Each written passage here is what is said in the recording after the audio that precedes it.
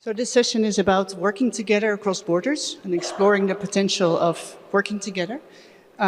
We don't have a lot of time, so I'll launch as soon as possible into the questions. We have in recent years seen a resurgence of conflict, I think, around the world, and there's against a backdrop of a fracturing of the multilateral space. This has made it very difficult for organizations like the UN to play a leading role in finding global security solutions. We also see an emergence of new actors, especially in Africa. I'm mostly focused on Africa, so sorry, my questions will be mostly about Africa. And so against this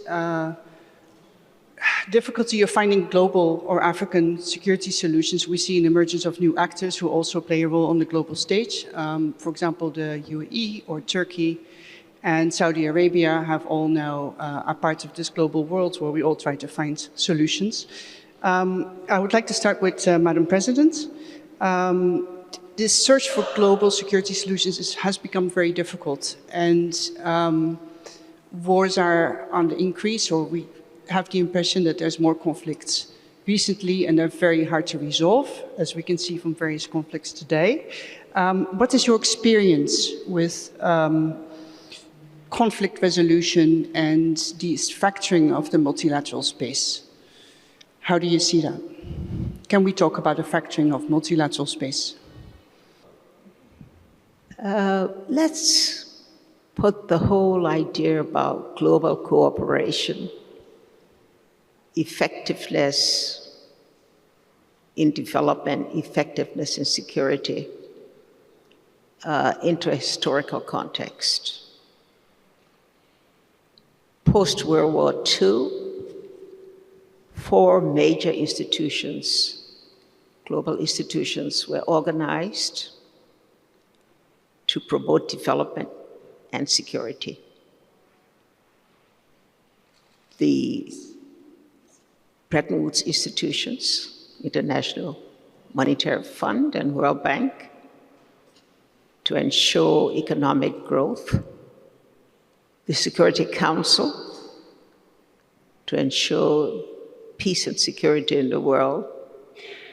The United Nations through the General Assembly, to ensure solidarity and collective action with a common purpose. But over the years, there's been an evolution in such a way that in Africa, for example, we had gone through the processes of liberation,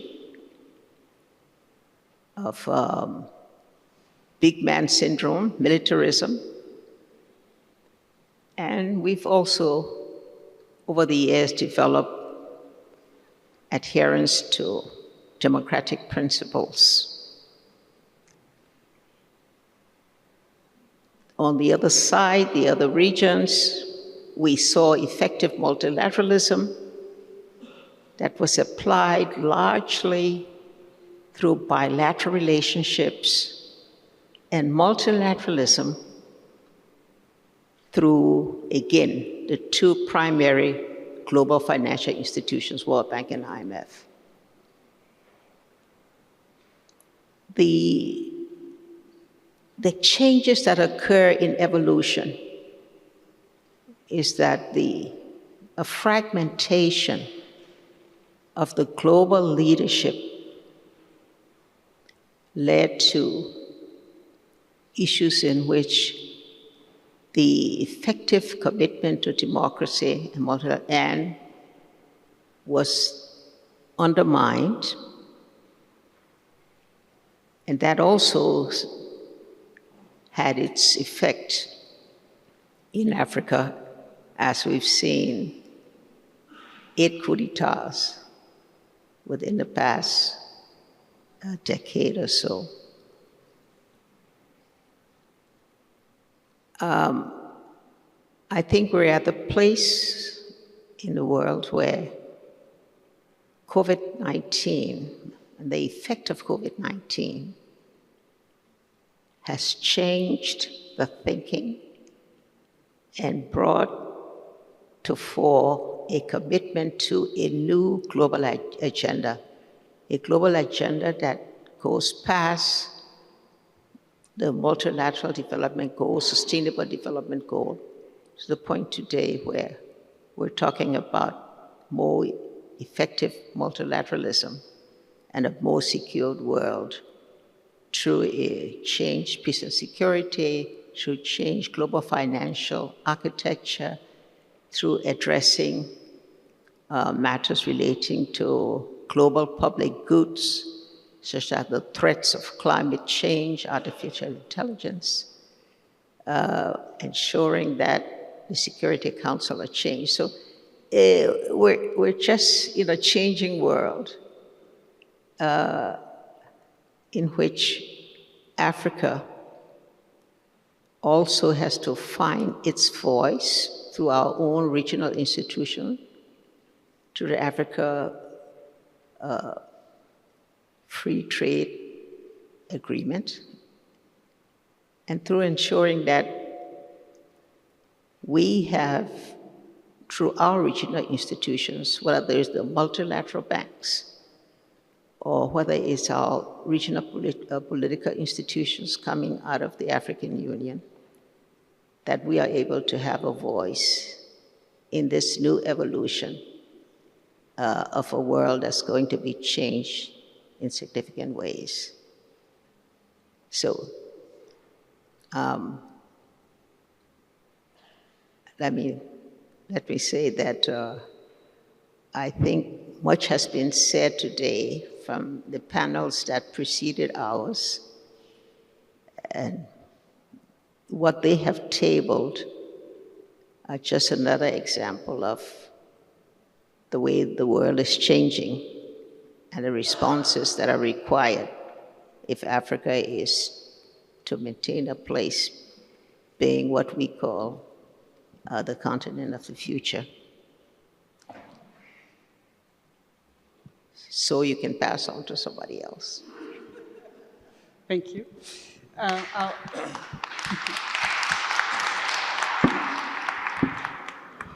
Ambassador Mpungwe, you've been instrumental in negotiations across the continent, notably in Rwanda, and I think locally in Tanzania as well, in the mining sector. You have a lot of experience, and your country is also involved in a stabilization mission right now in the neighboring country, Mozambique. You have a lot of experience with mediating and negotiating. However, today, I think globally, it's very difficult to find effective mediators who are accepted by all the parties in conflict. What is your experience with mediation, and what does it take to be a good negotiator or mediator? Thank you. I think, first of all, I want to state that there have been a number of conflicts in Africa, and there continue to be some. But to a great extent, we were able to resolve, to deal and resolve our own conflicts. To the extent that the factors were the African factors. And we had no shortage of those sources of conflict because, as you would appreciate, most of the colonial borders that we inherited in Africa were very arbitral. They never made any ethnic or tribal or economic or geographical sense.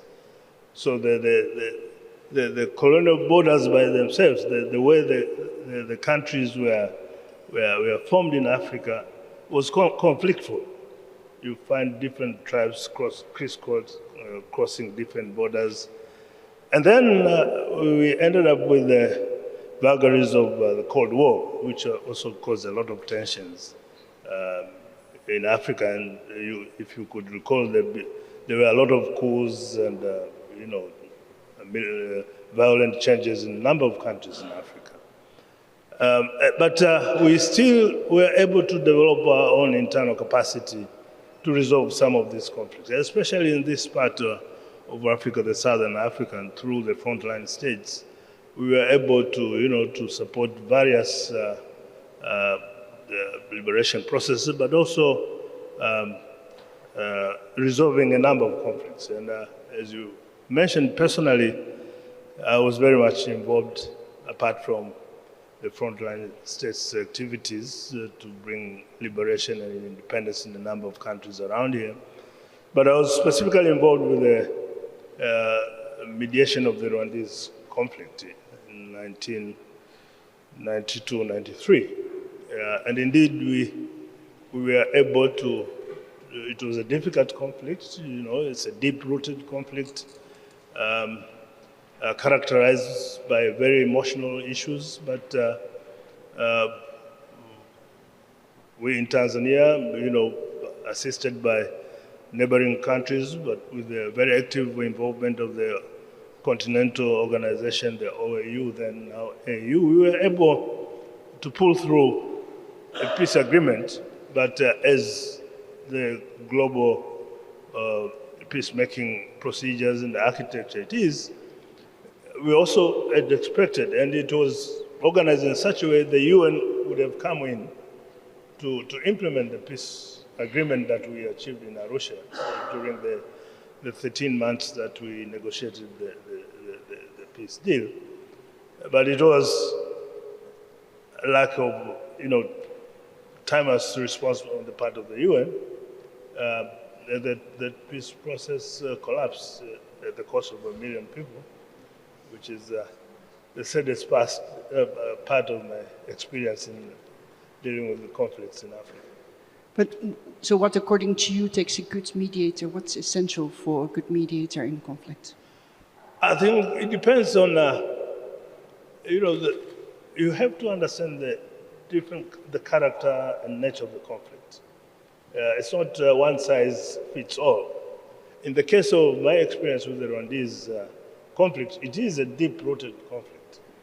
And we had to develop a different model for it.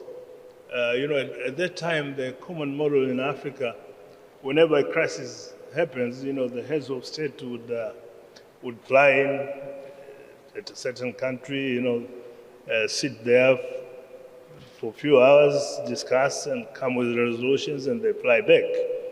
But in the case of Rwandese conflict, which we classified as deep-rooted conflict, we changed the model. We had to reserve heads of state and foreign ministers and prime ministers, use them as lever for change. Whenever we got stuck, we would go to the foreign ministers or to the prime ministers or to the president. But what we did, we established camp, so to speak. We all were in Arusha, and we would negotiate different phases. There was a lot of groundwork that we did. I had a team of seven assistants to assist, but also other institutions like the Ministry of Defense, our intelligence department, our home affairs, and others who also came to assist us. So, but we were there in Arusha permanently for about 13 months. So we only referred to the foreign ministers or to the presidents when we got stuck. We were using them as a four-wheel drive, so to speak. So if it's not difficult enough, we refer to the foreign ministers, but if it is difficult, you go to the higher authorities. So mediation requires commitment, and It it's a long-haul process. And you wanted to know, you know, there are so many people in Africa who have been involved, but I think people occupy situations and move on. When I did that, I was in the diplomatic service. I'm no longer there. Maybe my records are not available in that sense. But a number of people in Africa who have been involved in resolving different conflicts, I think it is important for whatever structures that we have, keep an inventory of those talents or those skills and apply them whenever they're needed. I have so many more questions for both of you, but I'm going to turn now to Ms. Gasarabwe, who spent a lot of time in Mali as a deputy, sorry, it's a very long title, Deputy Special Representative of the MINUSMA, which I'm not going to spell out, the peacekeeping mission, stabilization mission in Mali. And in some way, the stabilization mission was a success in the sense, I think, that a lot of countries pulled together to contribute to the success of the mission. Countries both from the north, the west, the south, and the east. However, the mission is now almost done withdrawing, and we see a resurgence of war. What do you think comes next? What should be the next step, especially for countries who face a asymmetric conflict in the sense, of terrorism, or we should say maybe jihadism, which are different conflicts than the conventional kind of warfare that the UN initially addressed? Thank you very much. First of all, let me give a special tribute to this distinguished tribune we have here. President Ellen Sirleaf was involved very much. We're together in New York, and he was the head of Africa Bureau. Ambassador, you heard about the negotiation he did in Rwanda, and I'm Rwandese. So I know exactly, 94 happened when I was in New York under President Sirleaf's leadership before she became president. So we went through a crisis. And after this crisis, we had other crises. So we're dealing with the crisis in Africa. 94, 96, it was a terrible one.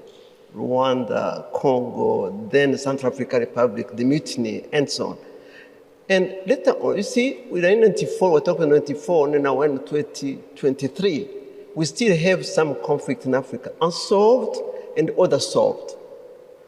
And I think there's a lot of lessons learned for people who want to see what happened when there's a crisis and when the crisis happened, and to go back, the history and the whole geographical dimension. Why we have a cross-border disease problem? Why we have a Sahel region now? We're going to go to Mali. But I just want to say that each country cannot say, I'm stable and they're going to continue to be stable. Because I was in Mali as the resident coordinator, the head of UN, in 2011. It was a stable country. Mali was given us one of the good governance example in West Africa. And I think they start managing the crisis, even though there was a north-south separation. But then I was appointed as Assistant Secretary General for Global Security. When I came to New York, I started looking at the report coming from Mali. There's a crisis coming up. There's a terrorist coming up. And who have followed the Mali situation has seen also the whole collapse of Libya and the whole management of African Union who tried to really tamper the crisis in Mali when we have the Liberian movement. But there was definitely, the North-South had the problem, but it was not such a big issue. They were trying to solve it. And suddenly, 2013, my goodness, the whole collapse, terrorist group occupying the north, and starting talking about peacekeeping mission. Who can say that Mali at that time, the good governance, quote to quote, was coming a peacekeeping mission, or the forces coming, and who knows the arrival of the peacekeeping mission knows also how the peacekeeping are governed. We're talking about African Union, we're talking about the dynamic of regional dimension, we're talking about the people who understand the region and can dialogue. But when it comes to the peacekeeping, we're ruled by the Security Council, taking resolution. And sometimes the mission work towards the reporting to the Security Council and take the resolution again for the mission. We thought there was a small conflict when stabilization, meaning that the ports can come, and we have to take also the approach of a multidimensional approach. When we have to deal with the crisis, you have the humanitarian, people are displaced. You have to deal with the humanitarian dimension.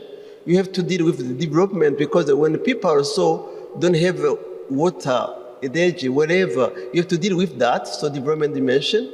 You have to deal also with the people who have been killed probably by the armed forces, and the justice and the reconciliation and all these kind of things. So it became like a dimensional approach.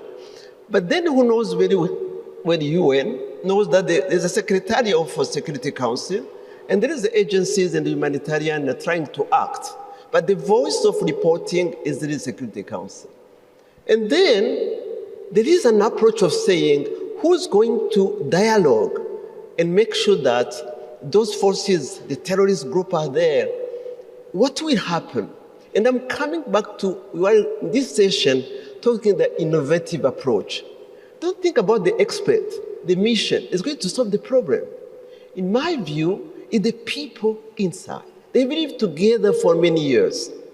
Look at Mali, how it was a fantastic country for centuries and so on. But what happened when you started dividing the north, the center, the south, and people believing that they're antagonists?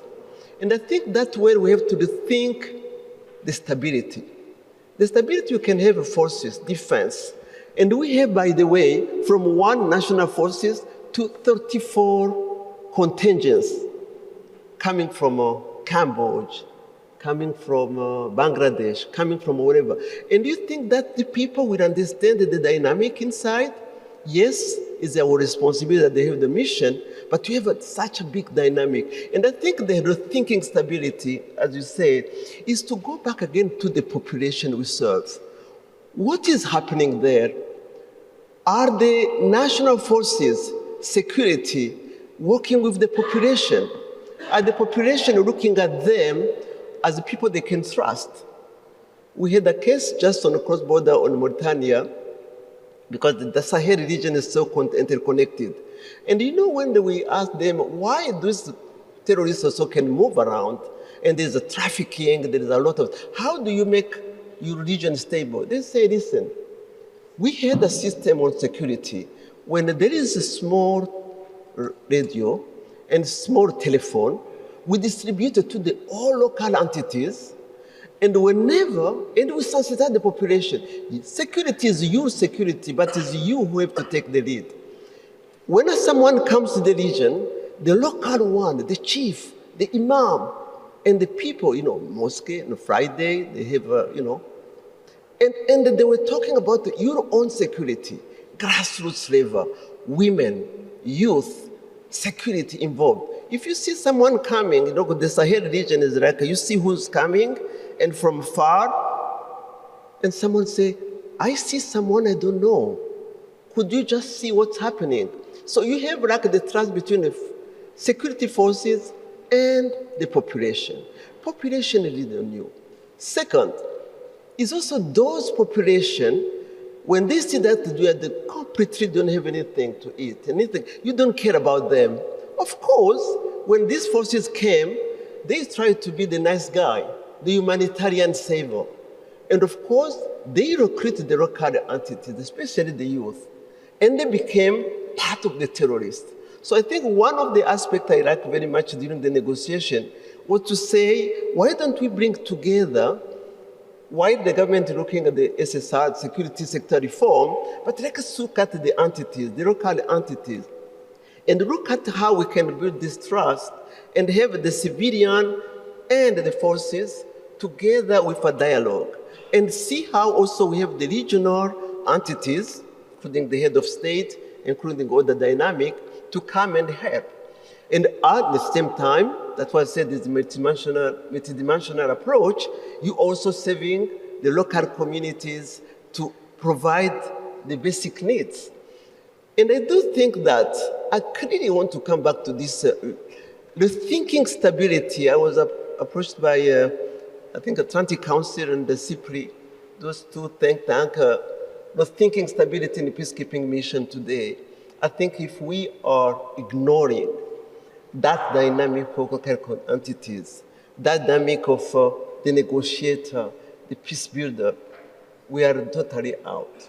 And I think that's where we deal with maybe reforming the Security Council is understanding, even though you have a report, but think what are really you building on the ground. I think that's very, very important. And I was just discussing yesterday with a fantastic youth group dynamic here, building what they call the tree. I don't know if they're here, but really I want to give the credit. It's like how each person from Sahel region was trying to see the youth movement, the women movement, and I give also the credit to the women in the Mano River, how they also stabilized the region. So I see that when we have like lesson learned from the previous crisis, like I was in Guinea also before Mali, when there was the Liberia, Sierra Leone, and the Guinean crisis. But the region is stabilized. So it's also so to see where are we today with Mali, Burkina Faso, and Niger. And very ironically, is the army groups. The head of states these days are from military system. Something has to be looked at. But at the same time, I was very surprised last time to hear that one region called Kidal, which is very close to Algeria, the south of Algeria, was supposed to be the terrorist hub. Nobody can go there. The army from Mali cannot go there. But we just heard recently that they managed to go there. So something is being built probably on negotiation of local entities, on a national level, and the region are getting probably stabilized. Let's see, hope that probably there will be a lead from our military group, military leadership to the civilian, but together building a nation which can be again stable.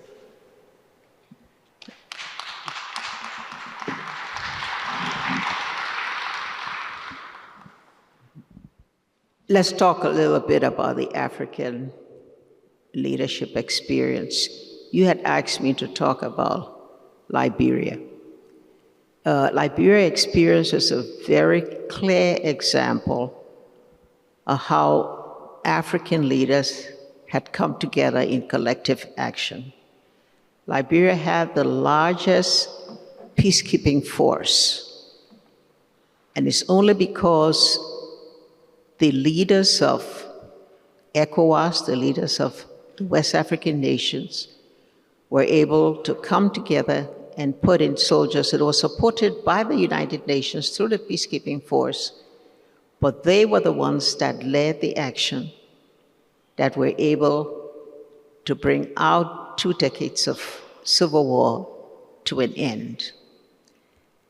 We also, as was mentioned by her, the Ebola experience about effective collective cross-border action, in which the African leaders, through the African Union summit meeting, decided that they were going to support the young people of Africa to come in partnership with the young people in the 3 affected countries, Liberia, Sierra Leone, and Cote d'Ivoire, to be able to bring the Ebola tragedy to an end.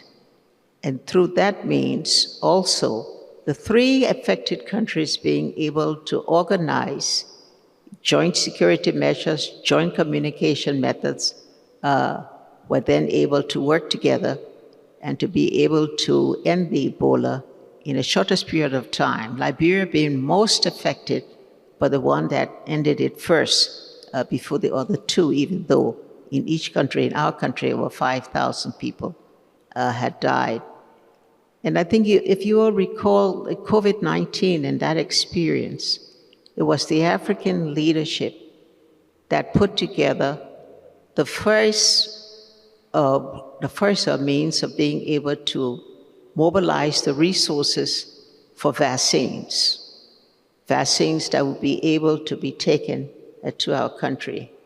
And they organized a panel for being able to get from Africa's corporate leaders to be able to provide those resources much before we were able to get the responses from the West, and to start the process of being able to have manufacturing units in Africa so that Africa could have its vaccines. But with all of that, we still were not able to get vaccines because of the infrastructure constraints.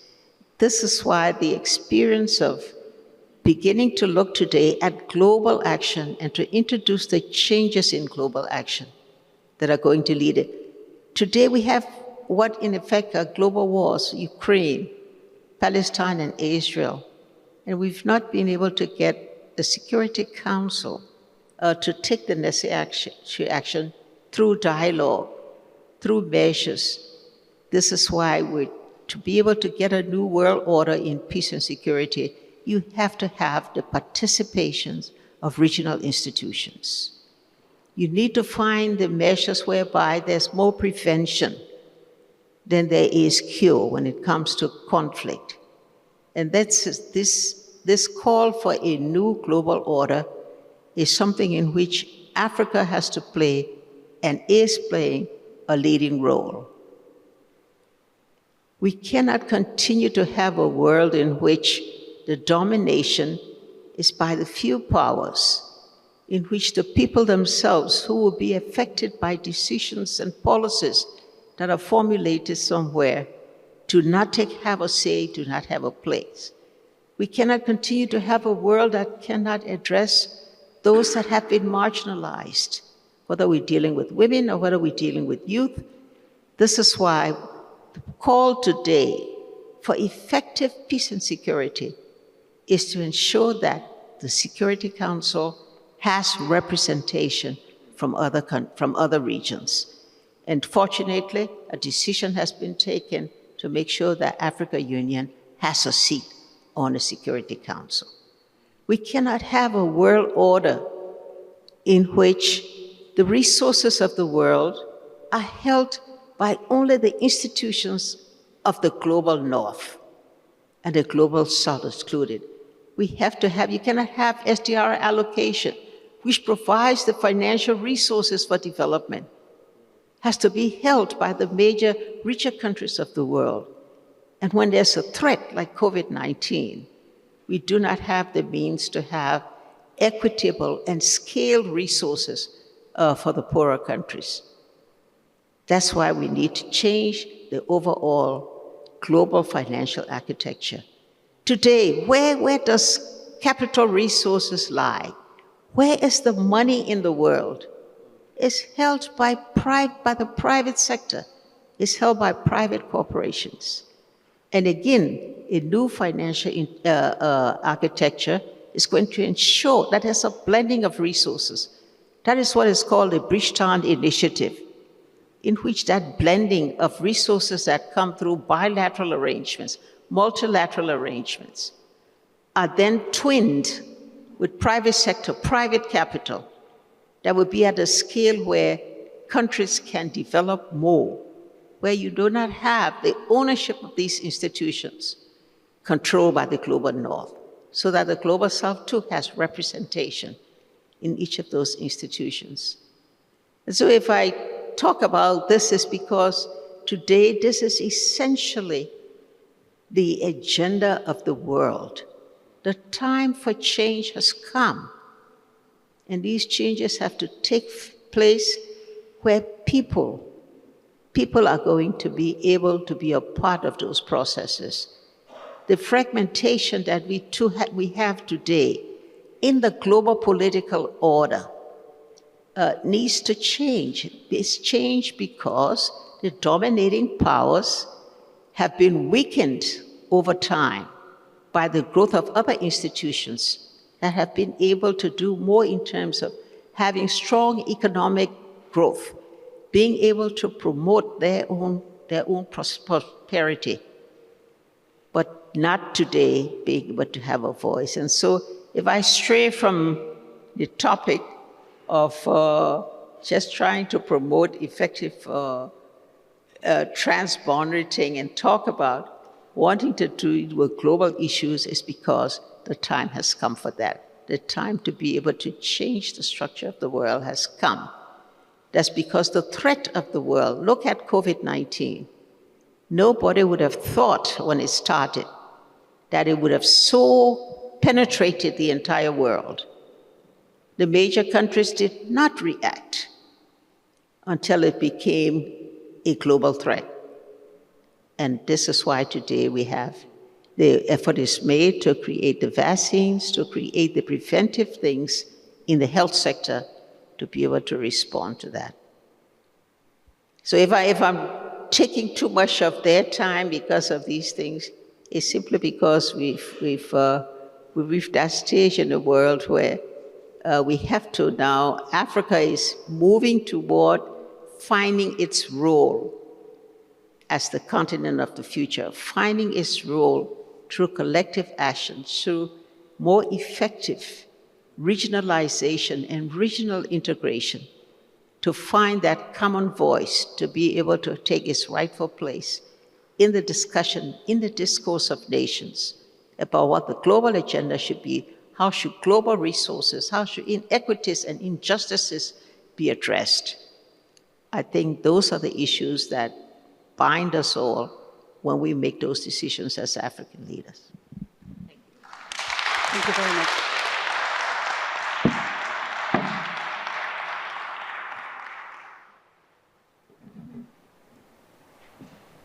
I'm looking at the organizers to see if we can have one or two questions from the audience. Is there time for that? Maybe. Yes. Thank you very much. The name once again is Kifenzo Mkari from the OR Tambo School of Leadership. I think that we'll continue to have conflicts for as long as the application of international law is not consistent, but also the double standards that come with it, where on the one hand you have international law applied as a corrective measure for countries of the North, but as a punitive measure for countries in the South. But equally, we will continue having these conflicts if we don't come up with proper accountability measures to ensure that we hold each other accountable with the right consequence measures. So my question is, how do we ensure the consistent application of international law? And how do we challenge the double standards that we're seeing, particularly from the North? And lastly, what kind of institutions do we need to develop in order to hold each other accountable on the commitments that we make? Thank you very much. Who would like to take that question? Well, I'll make a quick attempt and then leave it to my colleagues. I think you're right. The differential application of international law and all other corrective measures, it certainly says that we need a new architecture of global peace and security that is recognizes the diversity and it's inclusive and does not apportion or limit power to few and few powerful countries alone. We need to change that architecture for global peace and security at the global level, and that should also apply to the regional organizations. But certainly for us in Africa, apart from these other interventions to guarantee sustainable peace and stability, we also have to make some decisive interventions in dealing with unsustainable levels of poverty that characterize a number of our countries and therefore cause tensions and conflicts among us. And also invoke new ways of dealing with these conflicts, including applying multi-stakeholder approaches involving the private sector and civil society. And in some of the conflicts we find could be civil societies causing them or instigating them, or the private sector of want for resources that end up causing conflicts on the continent. So a number of interventions that are very creative, very innovative, need to be put in place in dealing with the conflicts going forward. The enactment and enforcement of international law has to start at the national level. It has to start with laws that are based on policies of protection and policies of justice. And if nationally they are respected and are implemented, then naturally you see it move. It also has to take place at regional levels. We have our regional parliamentarian groups. We have resolutions that are done by the African Union for the protection of women, protection against violence. And again, they have to be domesticated nationally and enforced if you wanted to. So an international law at the level of the global setting is primarily the International Criminal Court. And we know that not all the countries, the major countries, some countries like the United States and Israel have not agreed to become a member into the enforcement and the acceptance of the rules of the International Criminal Court. And so we have not been able to see the adherence of that. But you're absolutely right. The African Union, the other regional institutions are the ones to be able to ensure that rules that protect people, safety rules, are adhered to. And if not adhered to, there needs to be a criteria. That's where the Security Council comes in. The Security Council is right now not operating at a level where they can lead the action of ensuring international law is respected and implemented. Again, I think it's a matter of being able to react to these changing times and to change the institutions. Let me just, sorry to come back to my country because I think genocide against Tutsi 94 was a shame for everybody. But when it comes to the international law, when everything was done, the shameful stuff was done, and a million people were killed, there was a same thing to say, well, how are you going to solve the problem? But among all this, they have solved in Rwanda, and the international community was not there. They even left. But then the Rwandese get together and they build something called Agachacha. Agachacha is the seed. It's again getting back to the local grassroots and building what happened in history, many years of solving problems. But that was a shame because the people used to live together. And they went back to the culture of saying, if people, it's a kind of, they call it the 1,000 hills. People just go to do the agriculture, but at the end of the afternoon, they sit together, they start talking, the kids are playing around, and they say the only thing which can reconcile these people, it was the tribal, ethnic stuff, and which has been created, a long story of colonialism and the other stuff. But people are unique. They have the same language, same religion, same culture. There is a way to build on that. Agachacha was fighted by international law. People didn't want to ask, they said, what are you going to do? You're not going to solve your problem. But the Rwanda stand up and say, we're going to use Agachacha. And Agachacha today is the way of people on a local level sitting together, women, youth, elders, and speak about their problem. How can we live together? You killed my parents. I killed your sister.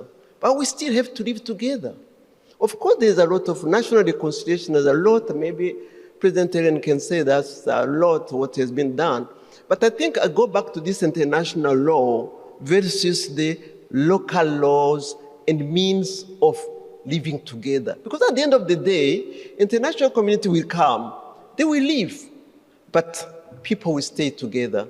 How you build up this sustainable peace is exactly to the entities, and making sure the leadership is always a group entities, the local authorities, the national authority, the regional who are in mediation, continue to say never again.